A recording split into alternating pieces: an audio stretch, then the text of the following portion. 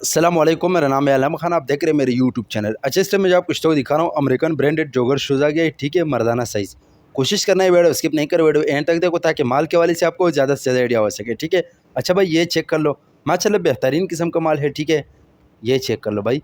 अच्छा, इसमें आपको नाइकी, होका, एडिडास, एसिक्स, मतलब जितना भी ब्रांड है वो आपको इसी में मिलेगा। ठीक है। चलो रेट का तो मैं बात कर लूँ, रेट इंतहाई मुनासिब है। सिर्फ और सिर्फ 1100 रुपये आपको पर पीस मिलेगा।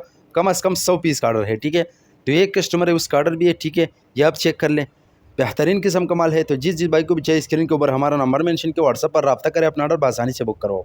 ये आप चेक कर लें।